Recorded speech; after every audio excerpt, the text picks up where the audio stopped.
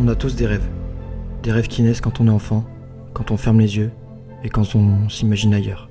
Plus grand, plus fort. Mais grandir, c'est comprendre que rêver, ça ne suffit plus.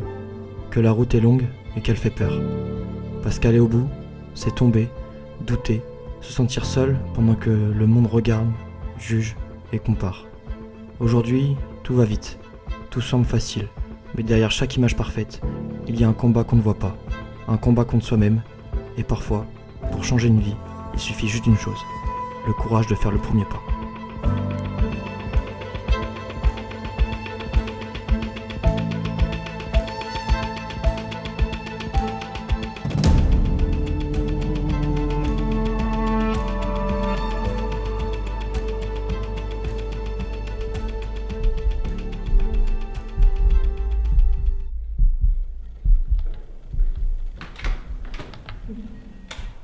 Mais qu'est-ce que tu fais?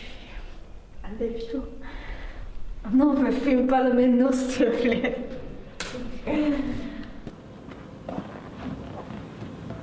Donc je m'appelle Cathy, j'ai 28 ans.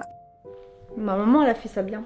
De mai 98 à février 2002, de août 95 à avril 98 et de juin 2002 à nos jours.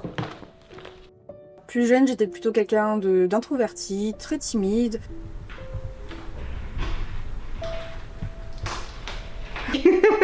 Une future carrière de chanteuse. J'avais quelques copines quand même, mais c'était pas moi qui était la plus, comment dirais-je, starlette quoi. Ses cheveux bouclés. On dirait moi. Oh, Cathy était pas contente là, je crois que j'étais un petit peu énervée. En fait, je me souviens pas grand chose. Là après, je suis trop petite parce que j'ai moins d'un an, donc forcément, je m'en souviens pas, mais jusqu'à l'âge de mes 18-20 ans, j'ai un peu perdu la mémoire. Donc voilà, c'est un peu compliqué. Après, je retrouve un peu des souvenirs grâce aux photos hein, et aux commentaires que ma mère a mis sur chaque photo.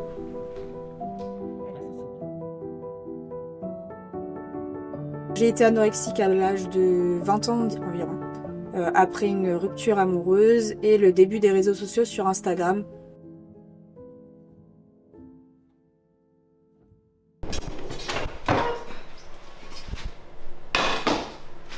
Restez cachés, déchets de boucher.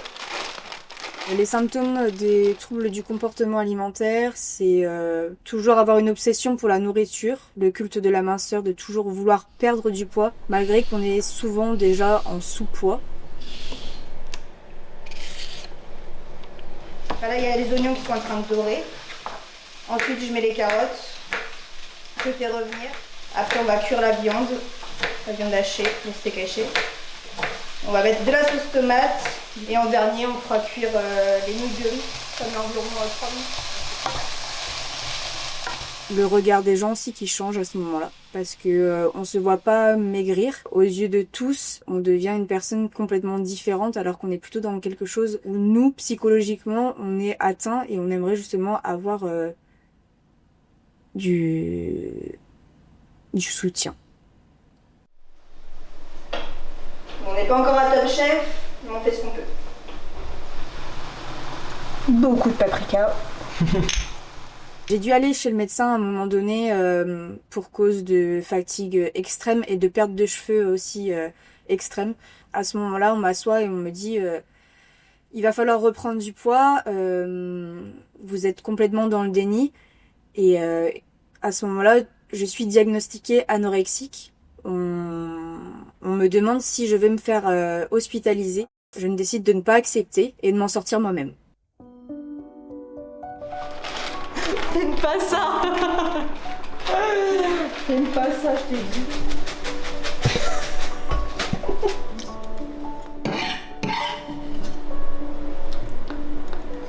Elles sont entre le plat rose et le plat blanc. Je vois... On a un petit peu beaucoup là. Le sport m'a aidé à me forger tout simplement, c'est quelque chose, j'ai pas confiance en moi, j'ai une perte d'estime, due aussi au fait de l'anorexie, hein, et tout ça, ça fait que je me forge et que grâce au sport, je suis plus forte physiquement et mentalement.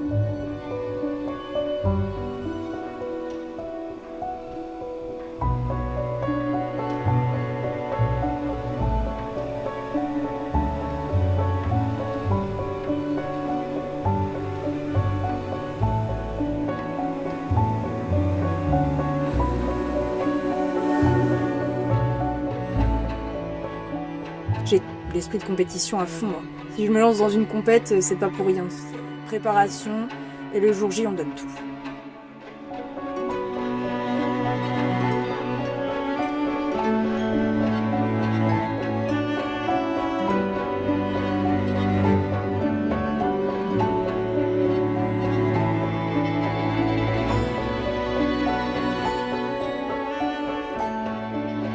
Un matin, je me réveille, Mélanie m'envoie un message pour me demander si je veux participer du coup à un Aerox. Donc Mélanie, c'est la coach de Fitness Park Trégueux. Je la vide. Il me faut une gourde pleine parce qu'à mon avis, je vais souffrir. Une discipline que je connais absolument pas. J'en ai vaguement entendu parler sur les réseaux sociaux sans vraiment m'y intéresser. Donc à première vue, je me dis pourquoi pas. Je regarde ce que c'est et ça s'apparente plutôt à du crossfit, je me dis. Donc je regarde et puis je me dis bah pourquoi pas. C'est dans quelques mois, j'ai le temps de m'entraîner et de progresser sur ça. On réfléchit 2-3 jours et là du coup on s'inscrit. Je vais voir comment il va le gaillard. Je pédale. Tu pédales?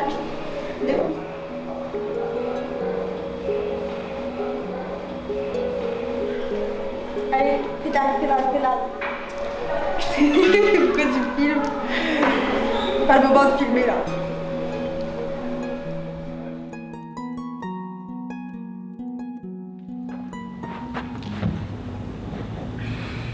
Donc moi c'est Tom Guinard, j'ai 22, bientôt 23 ans.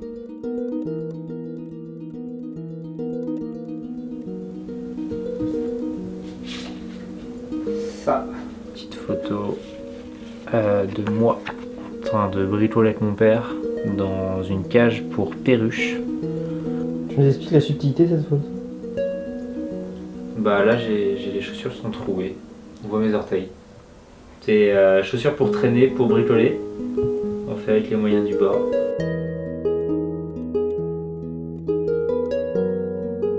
Quand j'étais petit, j'étais plus l'enfant sage, introverti, timide.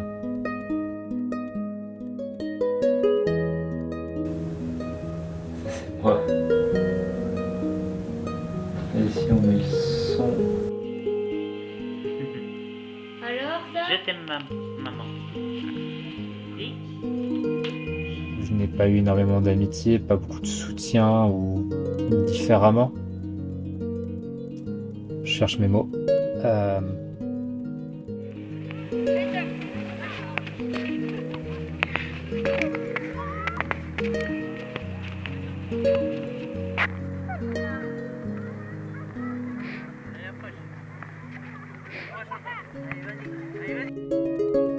Les amis avec qui j'étais, que ce soit au collège ou quoi que ce soit, c'était pas forcément des personnes qui étaient de mon âge, je traînais plus avec des personnes plus âgées.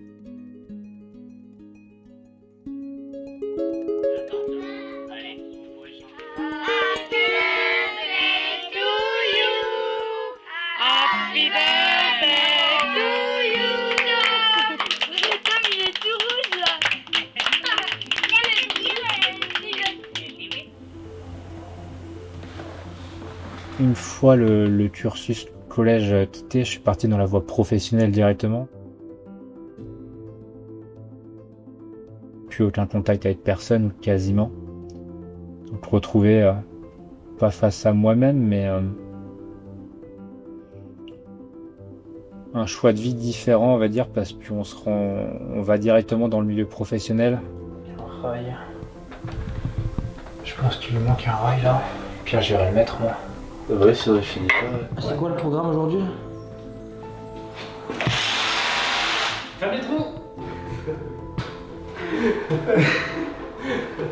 Personnes beaucoup plus âgées au quotidien, toute la journée à travailler avec des personnes de 30-40 ans. On mûrit beaucoup plus vite.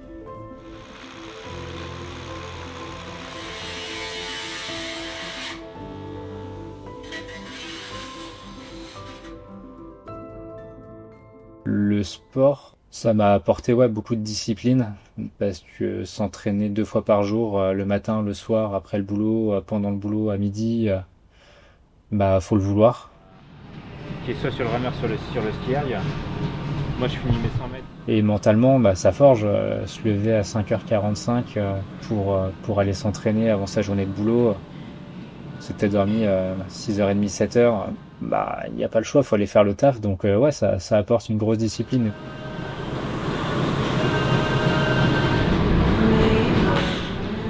Mon sport est l'aérox. L'aérox, c'est 8 fois 1 km de course à pied. Entre chaque kilomètre, on a une station de renforcement type fonctionnel, comme du rameur, du ski erg, du poussé de traîneau. Et c'est dit ouvert à tout le monde. L'idée de pratiquer ce sport, donc l'aérox, m'est venue de la part de mon coach. Là, tu vas venir faire ce qu'on appelle épaule force. Mets bien ta barre au niveau des épaules.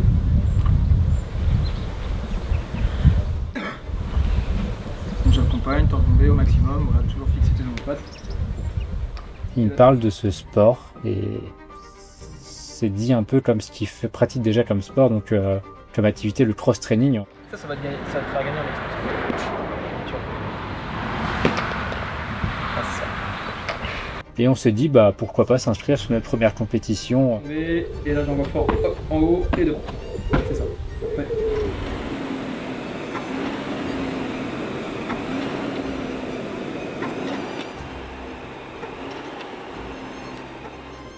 Notre première compétition, du coup, on va à Nice. On passe la ligne d'arrivée en 59 minutes 25 secondes et on s'aperçoit qu'on fait un podium. On fait 3e de notre catégorie d'âge, donc les 16-29 ans. Notre première compétition, c'est un peu fou et on se dit, il y a peut-être un truc à aller tenter dans ce sport.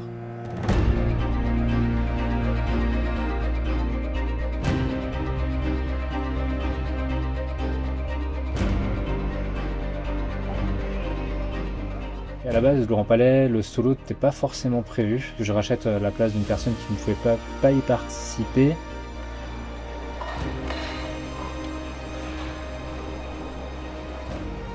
Et je me suis dit, pourquoi pas tenter un solo. Ici moins 4, avant l'aérox de Paris Grand Palais. Dernière gros entraînement d'affûtage, on va dire.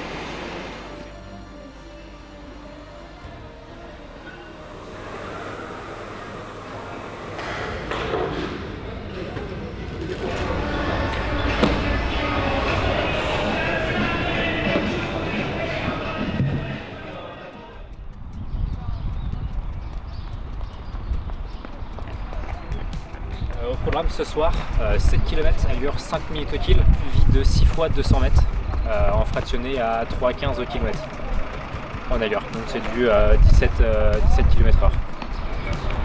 Bon je vais y aller.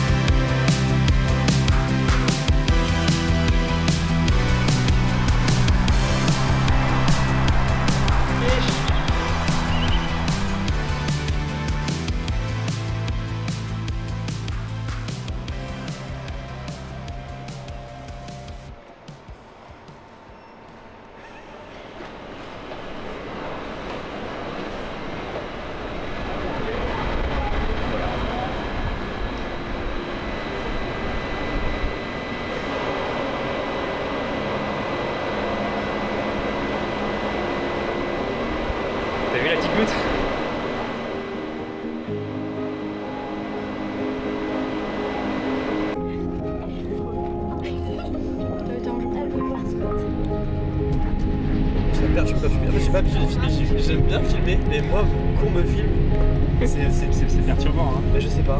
C'est super dur.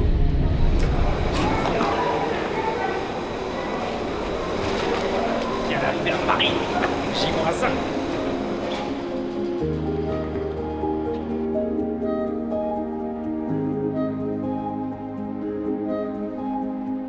On arrive au Grand Palais, on découvre les lieux. Personnellement, je prends une maudite claque en face de moi par rapport au lieu, qui est franchement énorme. C'est un lieu emblématique, le Grand Palais, c'est magnifique. La dernière compétition de sport qui avait lieu, c'était les JO de Paris.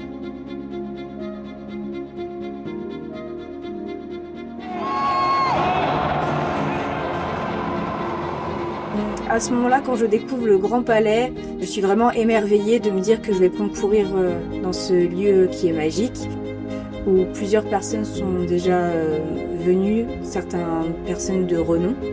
Le lieu, il est gigantesque, il est...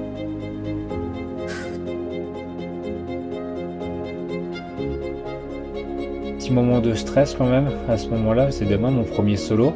Premier solo, c'est pas rien non plus.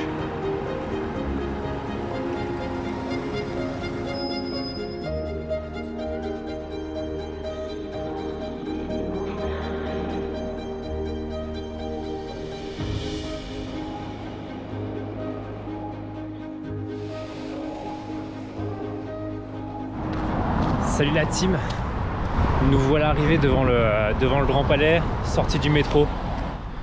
C'est méga stylé. Derrière on a Lucien, le caméraman, le magicien, comme je l'appelle.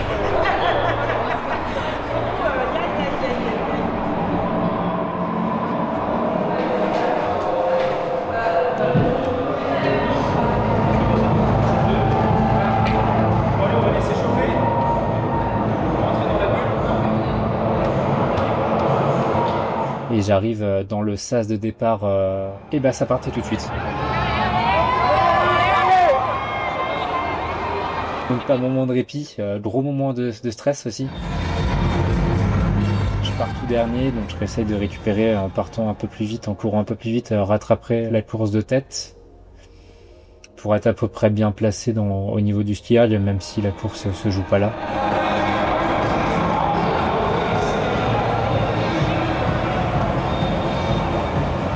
J'arrive au skiable, donc premier kilomètre, premier 1000 mètres de skiable, donc je tire sur des allures qui me sont confortables, où je m'épuise pas trop.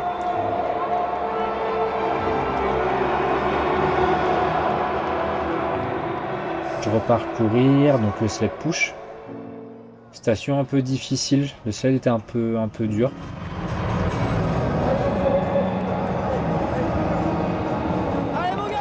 Je pousse, je fais pas mal de pauses.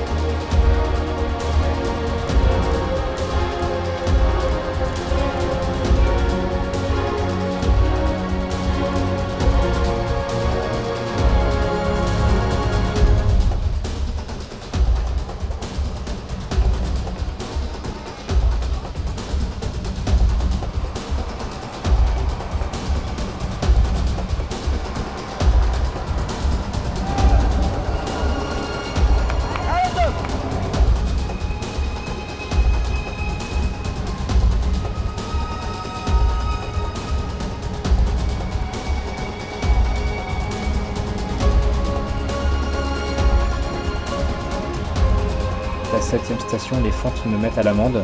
Étant assez grand, je dois faire des mouvements assez longs.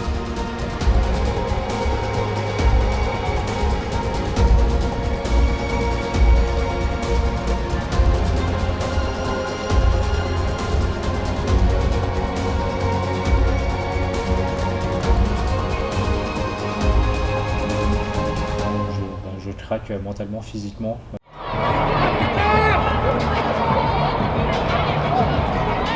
Je lève un peu la tête, je te vois toi Lucien qui lâche la cam, qui m'encourage, qui me gueule dessus. Allez, à fond. Allez, encore. Allez, top. Je vois un autre mec au loin qui me gueule dessus aussi. Je reprends un peu du poil de la bête.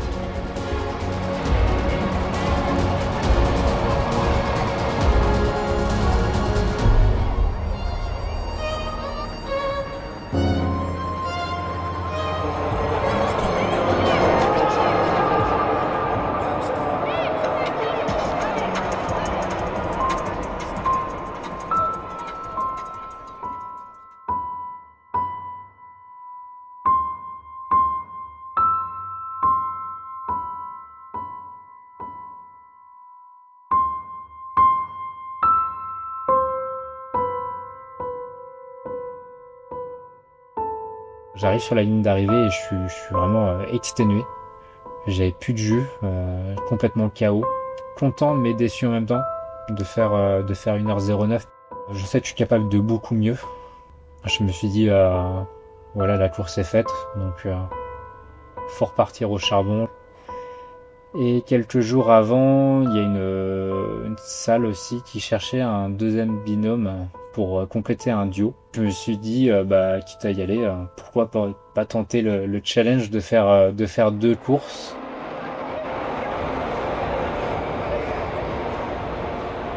C'était un petit moment de stress quand même de savoir si mon corps était capable de préparer 2 courses, enfin faire 2 courses en même temps, sachant que c'est un sport qui est très impactant, que ce soit nerveusement ou physiquement. Ça laisse des traces, des courbatures, donc ouais, c'était un petit challenge en plus.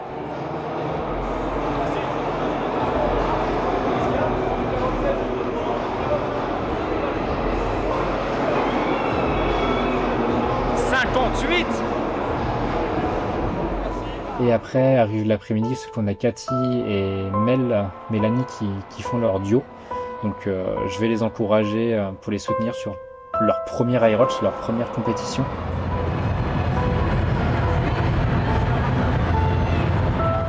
Au moment du départ, je me dis, est-ce que réellement mon corps va supporter la course à pied, car j'avais toujours des douleurs et les muscles très tendus.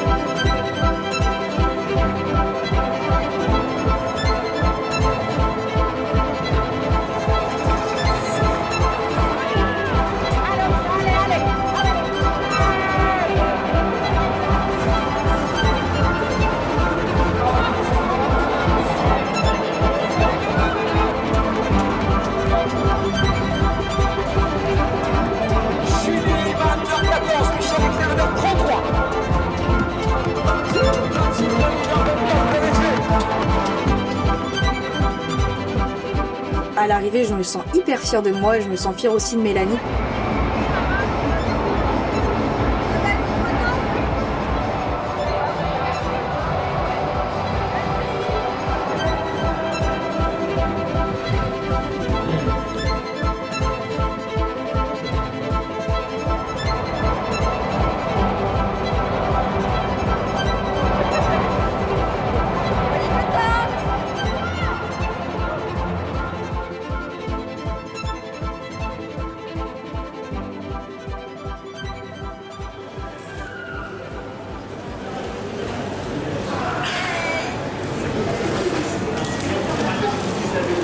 Ça va Lucien?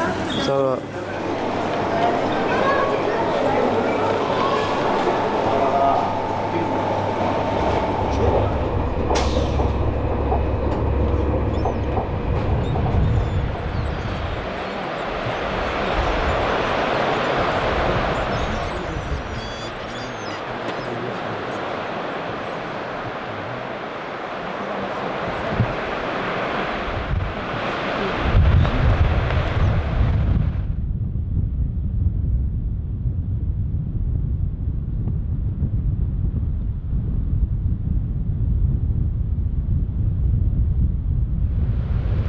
Des pâtes julienne de légumes et des poireaux fraîchement cuisinés ce matin.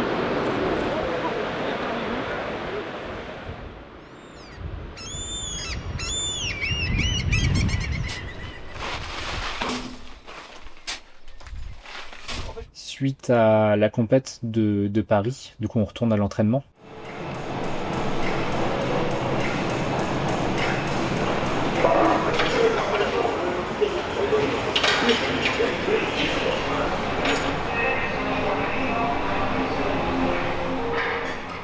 Avec Enzo, mon coach. On avait notre du coup 5e compétition de prévue pour Berlin, où c'est qu'on s'est inscrit du coup en double pro.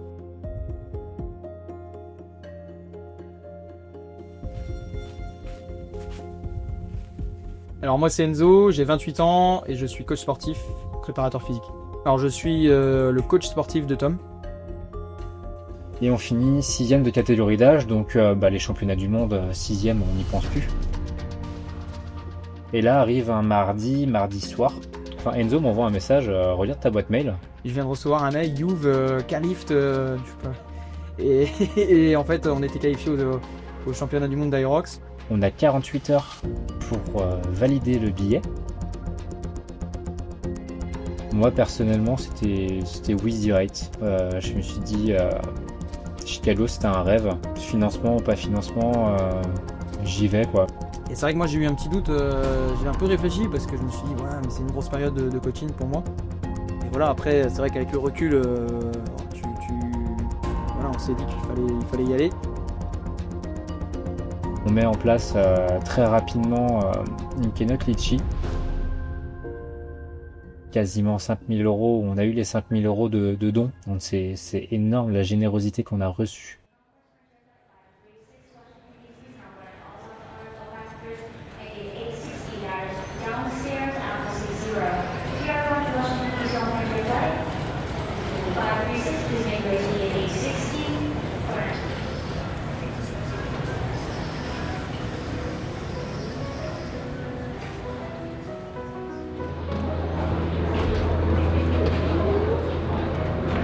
J'ai fait mes 10 000 pas.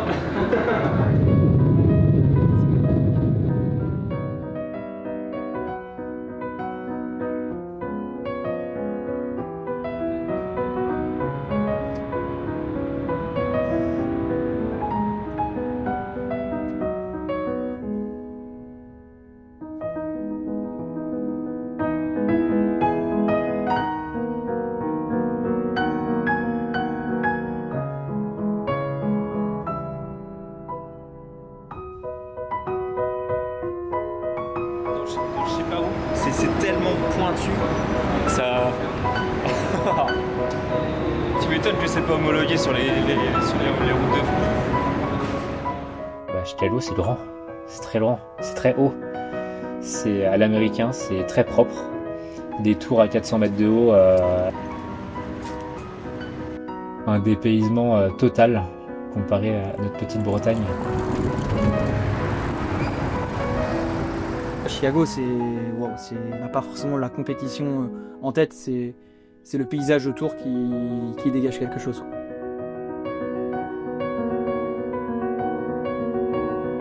Ce voyage, il m'a fait me déconnecter totalement. Enfin, je pensais même plus à la compète, quoi. On se promenait, on rigolait. Attends, et demain je cours avec ça au pire.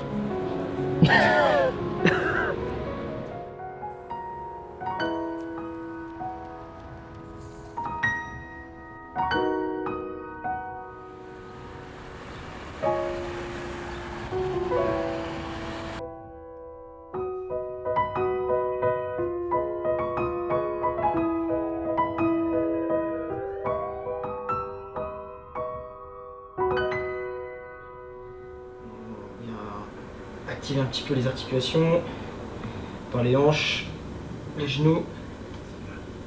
Tiens dans le fessier.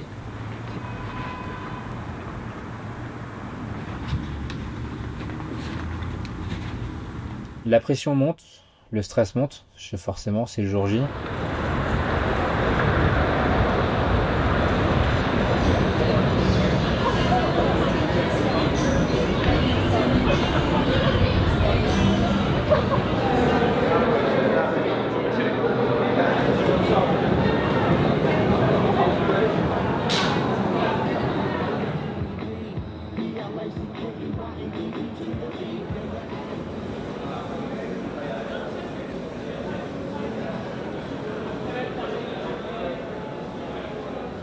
Et l'heure a sonné de rentrer dans le sas de départ Red Bull.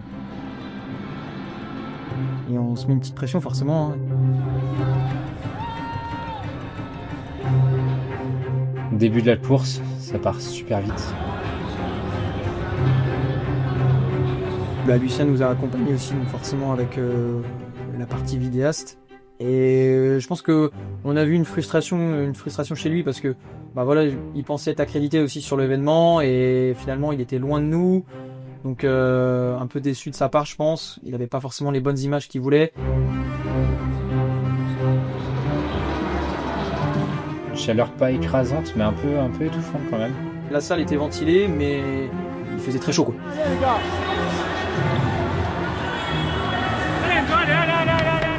Une seule chose que j'espérais, et que Enzo aussi espérait, c'était qu'on n'ait pas le petit déj qui nous reste dans le ventre. C'est pas vraiment ce qui s'est passé pour Enzo. En fait, on prend un petit déj. Moi, je sais pas pourquoi, par peur d'avoir faim dans la course et de pas avoir d'énergie. Allez, je vais manger mon omelette et voilà. Et là, en fait, au fur et à mesure de la course, waouh.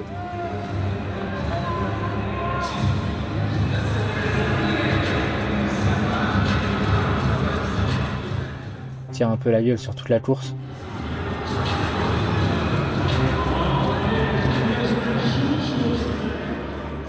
En catégorie pro, la charge elle est nettement plus lourde que la catégorie open.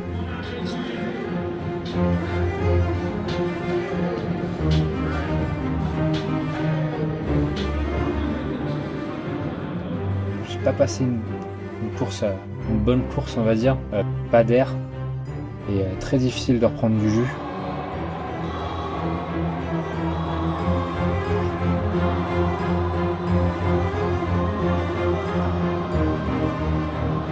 Burpees, on fait nos burpees habituellement, sauf que Denzo, au niveau des burpees, il avait un pied un petit peu devant. Sur le saut, à chaque fois je faisais mon saut et j'avais un pied qui était toujours un petit peu décalé. On a eu un premier avertissement, deuxième avertissement, et là ils nous mettent une pénalité de 10 mètres.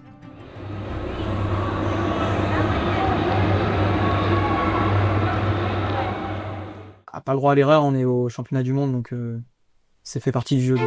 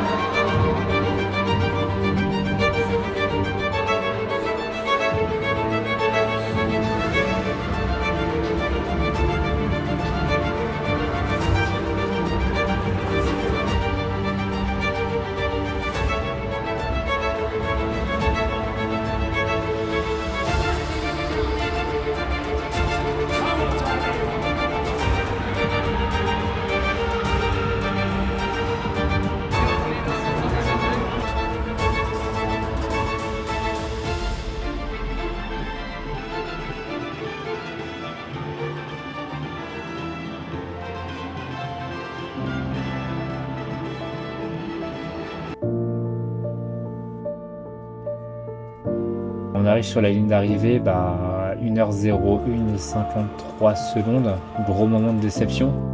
Première fois qu'on passe les plus d'1 heure. On s'attendait pas à faire 1h01.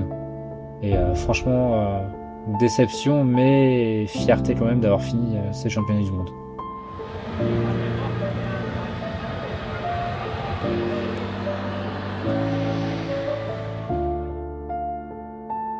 Sur les réseaux ou autres, on voit un visage déçu de notre part.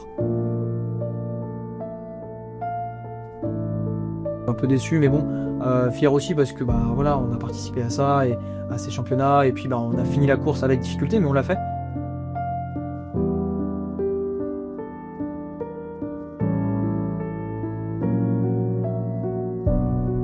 Je resterai gravé à jamais, je serai nostalgique de ce voyage toute ma vie.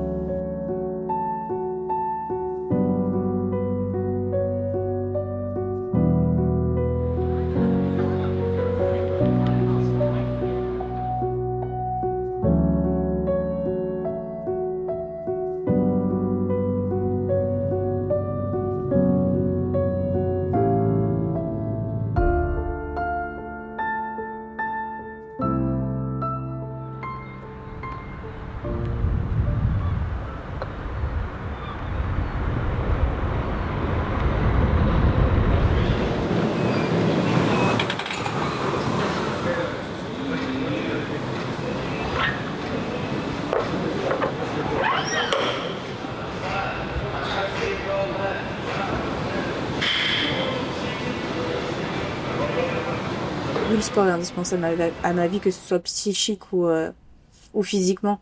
Je pense qu'un esprit sain, grâce au sport, c'est indispensable. Quand t'es trop petite, je peux chimpanzé. Comme foiré. Je demande jusqu'à temps que je puisse plus. Après, je suis toute seule, personne ne peut me parler, donc j'attends que les copains ils arrivent.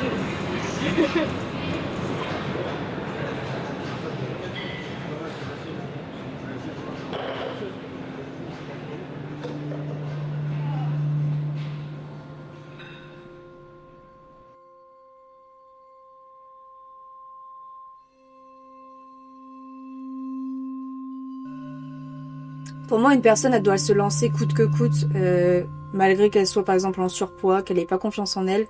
La confiance, ça vient pas tout seul, ça s'apprend.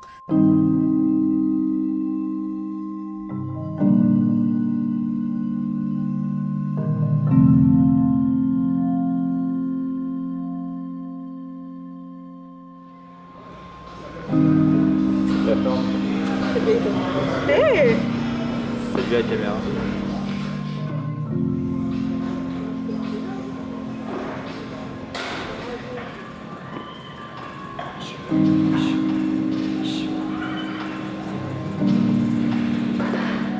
À un moment donné, il faut se lancer, il faut se dire que oui, c'est pas facile des fois de sortir un petit peu de sa zone de confort, mais c'est que pour du mieux.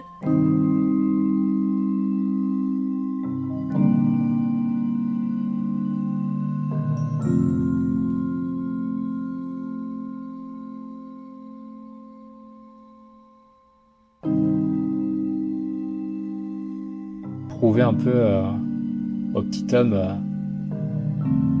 de prouver que ouais, t'es capable de quelque chose, t'es capable de faire beaucoup de choses, plus que tu ne le penses. Tu prends de la confiance, tu prouves à toi-même que aussi je suis capable de beaucoup de choses avec de la volonté, avec un entourage très proche qui te pousse tous les jours à devenir la meilleure version de moi-même.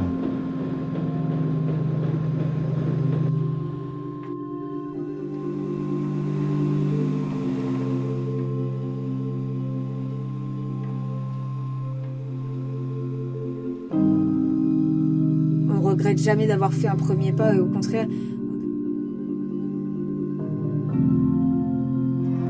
Julie, 1h14, Michel Leclerc, 1h33.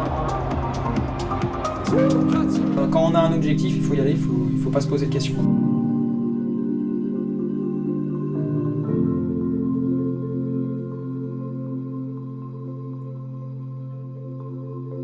On peut trouver plein de gens qui sont comme nous, après à se créer un petit groupe, être beaucoup plus à l'aise socialement.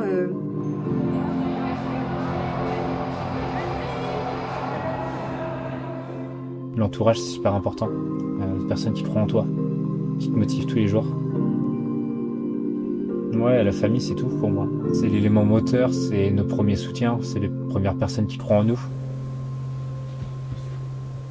Il faut aussi demander quelquefois aussi des conseils et ne pas avoir peur de ça. C'est que comme ça qu'on arrive à progresser, que ce soit dans notre vie personnelle ou professionnelle. Hop, là je fléchis. Voilà. Là tu vas venir mettre ta main droite juste là. Ce qui me fait avancer dans ma vie, on va dire, moi c'est le coaching, c'est accompagner les gens, c'est d'être dans l'écoute, c'est de les faire avancer.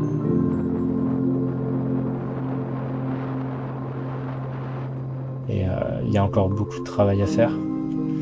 Mais c'est un peu une revanche sur tout ça, parce que des personnes avec qui je parlais jamais m'envoient des messages d'encouragement, de félicitations, des choses que je n'ai jamais reçues. Voilà, c'est ça, faire le premier pas. Ce n'est pas un exploit, ce n'est pas spectaculaire, c'est souvent silencieux, presque invisible aux yeux des autres. Mais pour celui ou celle qui le fait, c'est un monde entier qui bouge. Faire le premier pas, c'est affronter cette petite voix intérieure qui nous dit que tu n'y arriveras pas. C'est accepter de ne pas tout contrôler, de ne pas tout savoir. On croit souvent que réussir, c'est briller, c'est être applaudi, admiré. Mais non. Réussir parfois, c'est simplement ne pas abandonner. C'est tomber et choisir de se relever encore et encore. Atteindre ses objectifs, ce n'est jamais simple. Et puis on a cette peur qu'on a tous, qui nous pointe du doigt, le regard des autres. On a peur d'être critiqué, d'être rejeté. Mais il y a aussi notre regard. On se juge, on doute, on se répète que ce n'est pas assez bon, pas assez près, pas assez fort. On partage tous cette même peur d'échouer, ce même vertige quand on sort de notre zone de confort. On se croit seul dans notre combat, mais on ne l'est pas. Alors oui, on l'entend partout. Fais-le pour toi. Mais entre l'entendre et le ressentir, il y a tout un monde. Il faut du temps pour que ça résonne. Et c'est normal, car douter, c'est humain. Mais avancer malgré le doute, ça, c'est du courage. Alors quitte à faire les choses, autant les faire avec le cœur. Pourquoi tu filmes? Avec nos failles, nos peurs, nos hésitations, mais toujours avec sincérité. Ne pas avoir peur de franchir le cap. Parce que le véritable succès, ce n'est pas d'être parfait. C'est d'être vrai. C'est essayer. Ah, t'es prêt pour la suite? Tu penses que la suite ça va être encore plus grandiose? Ouais, là c'était que l'échauffement là. Et continuer. Un pas après l'autre.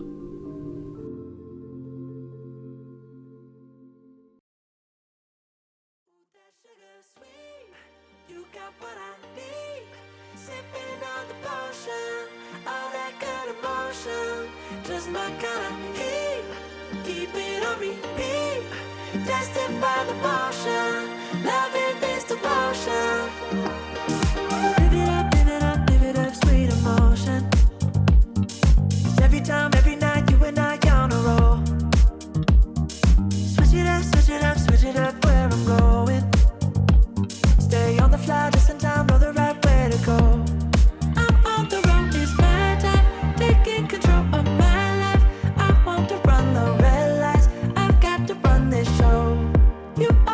me so high. You always make the highlights. I love the way we vibe. You're like a centerfold. Ooh, that sugar sweet. You got what I need. Sipping on the potion, all that good emotion. Just my kind of heat. Keep it on repeat. Tested by the motion. Loving is devotion. Ooh, that sugar.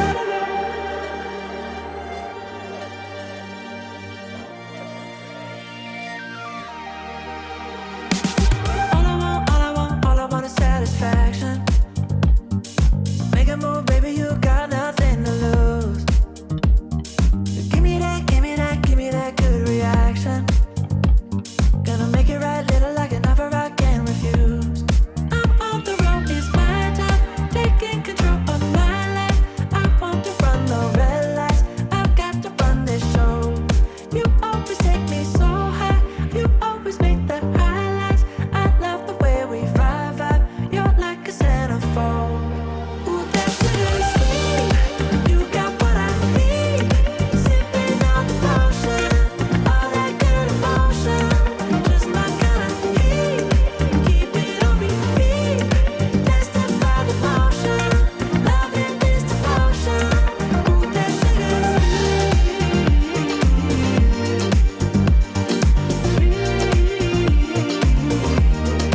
Ooh, that sugar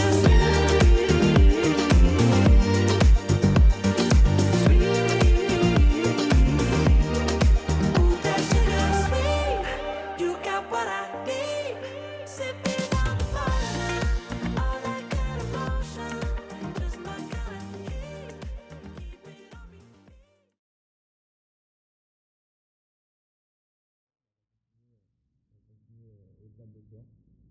On va traverser tout l'Atlantique pour arriver à Chicago. Et une fois après avoir posé nos bagages, on se dit que ça va être une aventure de ouf. C'est stylé? Ah, t'es ouf! Ah ouais? Faut que tu le mettes. Ah ouais, tu crois? Bah, évidemment. C'est un peu toi le monteur, et c'est toi qui vas parler au micro, c'est toi qui vas faire plein de choses, quoi. Moi, c'est Lucien. Et depuis que je suis petit, il y a un truc qui parcourt mon corps. C'est l'hyperactivité. Lucien en crise. Fais ta crise. Et à en croire les photos, je crois que ma mère, elle était à bout. Cette envie de bouger, de faire des choses, je l'ai toujours eu en moi. J'étais très curieux et j'adorais tester plein de choses. Puis un jour, pour son école, ma sœur a réalisé un documentaire. Et en voyant ça, inconsciemment, je me suis dit que moi aussi, un jour j'en ferai un. Avant de sortir First Step, j'ai commencé sur YouTube. Y'a tout le monde, c'est dans Gros Snake aujourd'hui. Et j'ai testé beaucoup de choses. Peut-être même un peu trop. C'est toi le loup. C'est toi le loup. Bon, je vous rassure, j'ai vite arrêté les caméras cachées. J'ai même arrêté les vidéos tout court. Et je suis parti dans le sport. C'est comme ça que j'ai rencontré Cathy. Making of. Bonjour. Oh la vache, attends, vas-y, viens, on échange, on va. Action. Attends, viens, on échange. Va à ma place. Alors Lucien, Qu'as-tu pensé de ce tournage? De tout le tournage? Oui. Comment tu l'as vécu? Bah, c'était un truc de ouf. Au tout départ, quand je les ai rencontrés, First Step, ce n'était pas un documentaire, mais plutôt une story Instagram. Quand je repense à tout ça, tu sais qu'à la base, il n'y avait pas de documentaire à la base. Donc j'arrive, j'ai rencontré Cathy, voilà, on parle un petit peu de l'Irox, elle me dit est-ce que tu voudrais faire un Irox avec nous? Je me dis ouais, je vais y réfléchir, je dis mais en attendant, donner réponse, voilà, je peux faire quelques vidéos, tout ça, moi j'aime bien, ça va me permettre de montrer un petit peu ce que je fais aux gens. Et au final, ce qui devait être une story devient une vidéo, et ce qui devait être une vidéo devient petit à petit un documentaire où je vais commencer à scripter certaines choses, et à partir de ce moment, en fait, je vais aussi rencontrer Tom. C'est tellement déstabilisant. Ce n'est pas mon sandwich, c'est le mien. C'est du sandwich industriel de merde là, et ça c'est à Lucien, c'est au caméraman. C'est pas bon ça. Moi je mange sain, une recharge glucidique, base de pâtes. Les choses vont devenir de plus en plus sérieuses, de plus en plus professionnelles. Synchronisation du son. Et là, on se rend compte qu'on peut faire quelque chose de cool.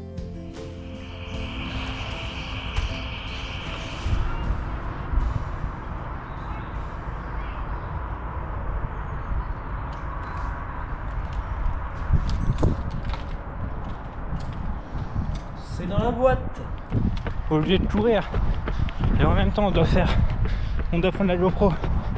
C'est pas un vidéaste professionnel, ça.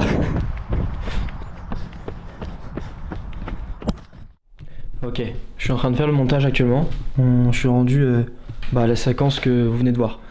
Et en fait, il y a un truc qui me titille un petit peu l'esprit et je crois que j'avais envie d'en parler. Bon, je vais vous poser là. Hop, est-ce qu'on est bon? Oui, on est bon. Let's go. Je dois avoir des cernes de ouf, mais c'est pas grave. En fait, à la base, le documentaire, il fait 52 minutes. Et s'il fait 1h02, c'est parce que j'ai rajouté 10 minutes. Les 10 minutes que vous êtes en train de regarder. Et ces 10 minutes-là, je crois que je les ai faites un peu pour me rassurer. Dans le sens où j'ai su qu'il y avait des choses qui n'étaient pas parfaites. Parce qu'en fait, c'est comme ça, moi les documentaires, à la base, j'y connais rien. Et c'est vrai que je me suis dit, je vais mettre 10 minutes pour montrer un peu les galères qu'on a eues, tout ça. Et en fait, je me rends compte au fil du temps, et grâce à un ami qui m'en a parlé aussi, en fait, où je lui ai dit, ouais, je ferai ces 10 minutes-là, et il m'a dit, mais ces 10 minutes-là, en fait, elles sont aussi là pour te rassurer, j'ai l'impression. Et c'est vrai. Et en fait, j'ai presque ce besoin de me justifier, alors que c'est juste pas nécessaire. Et ce truc de, c'est pas assez parfait.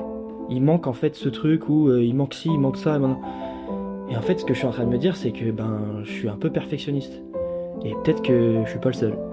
Et en fait, ce que j'aimerais faire passer là comme message, c'est que parfois, il n'y a pas besoin que ce soit parfait. Parfois, c'est pas parfait et tant mieux. En fait, parfois, on fait des erreurs et tant mieux. Combien de fois, combien de cadrages j'ai raté, que ce soit même dans le documentaire qu'on vient de voir, hein, il y a eu plein de séquences qui sont ratées, plein, et même dans les interviews, les choses les plus importantes, il y a plein de ratés, et c'est ok. Et c'est peut-être ça que je voulais dire dans les 10 minutes. Au final, les 10 minutes, je sais pas si elles servent à grand chose, mais si elles peuvent servir, je pense que c'est le message que j'aimerais transmettre, c'est vraiment ça, c'est ce qu'on a là, c'est ça qui parle. Le reste, on s'en fout en fait. S'il y a un petit truc, un détail, je sais pas, que tu fasses du dessin, de la cuisine, si c'est mal dressé, s'il y a un petit truc qui te titille, machin, tu t'en fous, tu progresses. Et c'est ça le but. Et tout ça, ça fait partie du processus en fait. Bon voilà, je le dis avec des mots très spontanés, c'est peut-être pas très clair, mais je crois que j'avais besoin d'en parler. Donc voilà, j'ai fait une petite parenthèse, mais je crois que c'était nécessaire. Voilà, je vous laisse avec la suite. Et en fait, je vais les suivre jusqu'à Paris. Je vais réussir à être accrédité à Paris. Donc ça, c'est quelque chose d'exceptionnel. C'est en posant les pieds à Paris, et plus précisément au Grand Palais, que j'ai compris. J'ai compris que j'irai au bout de mon projet, quoi qu'il arrive. À ce moment-là, tout me paraissait irréel. Le lieu, l'ambiance, l'énergie. Je me suis dit, ok, là, il n'y a plus de retour possible. Ce n'était plus une simple idée, ni même un pari un peu fou. C'était devenu une promesse. Après ça, tout le monde est rentré chez soi. Et moi, je me suis enfermé dans mes notes. Je préparais mes questions, persuadé que tout était fini. Mais très vite, une nouvelle est arrivée. On va apprendre que Tom, il est qualifié au championnat du monde avec Enzo, donc son duo. Et en fait, ce qui devait s'arrêter au Grand Palais va continuer au-delà de l'océan. Donc on va traverser tout l'Atlantique pour arriver à Chicago. Et une fois après avoir posé nos bagages, on se dit que ça va être une aventure de ouf. J'avais déjà presque tout filmé. Et pourtant, je me suis dit, impossible de passer à côté. Alors j'ai tout repris et je les ai suivis. Et là, les galères ont commencé. On a failli rater notre vol. Imaginez, 3 énergumènes courant à travers l'aéroport, chargés de sacs, transpirants, les yeux paniqués. Je pensais que c'était la fin du projet. Mais en fait, c'était le début d'un marathon improvisé. Ça va? Je vous jure, suivre 2 gars qui font de l'aérox dans un aéroport, Ça va très bien. c'est comme tourner un mélange entre Koh-Lanta et Interville. Je crois que je m'en souviendrai toute ma vie. Et ça, ce n'est qu'un exemple parmi tant d'autres. Interview tournée, puis retournée, puis retournée. Mais bizarrement, aujourd'hui, ce sont ces moments-là qui qui me font le plus sourire. Parce qu'au fond, si tout s'était bien passé, j'aurais sûrement moins appris. Et puis c'est ça aussi qui nous a rapprochés. Le fait de s'entraider. Parce que ce projet, on y croyait tous. Et dans ce genre de moment, on se rend compte que oui, l'union ça fait la force. Je crois que je remercierai jamais assez Cathy pour son courage et sa force mentale.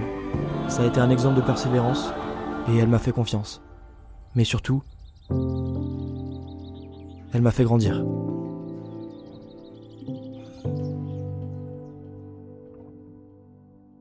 Merci à Tom, parce qu'il a toujours répondu présent.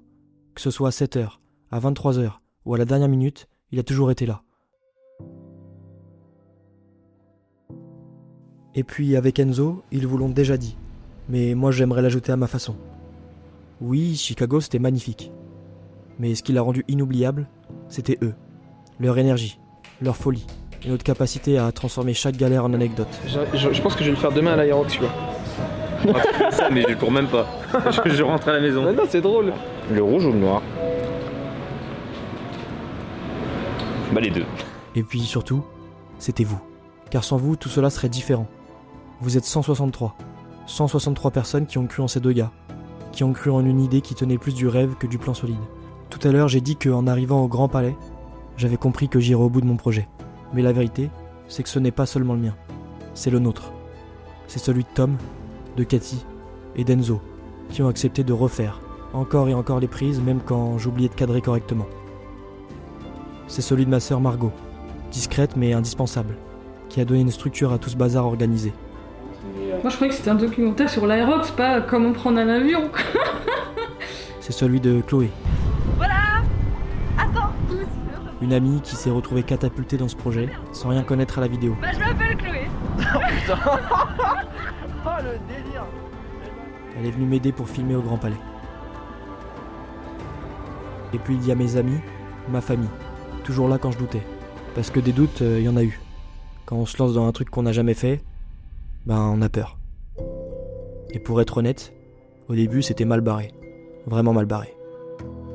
Mais grâce à eux, grâce à vous, on a réussi à transformer un début chaotique en une aventure humaine, forte et même un peu magique. Et j'ai compris une chose, parfois on n'a pas besoin de tout savoir avant de se lancer. Il suffit d'y aller, quitte à galérer un peu, voire beaucoup. Parce que les galères finalement c'est ce qui rend l'histoire unique, et c'est ce qui nous fait grandir. Se lancer c'est être confronté au vide intersidéral, rempli de choix, d'incertitudes. Se lancer c'est accepter qu'on ne sait pas tout, mais qu'on apprendra en chemin.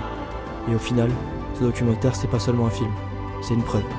La preuve qu'avec de la passion, de l'amitié et quelques loupés, on peut transformer un rêve un peu fou en réalité. C'est stylé? Ah, t'es ouf! Ah ouais? Faut que tu le mettes. Ah ouais, tu crois? Bah, évidemment. Ouais, peut-être à la fin.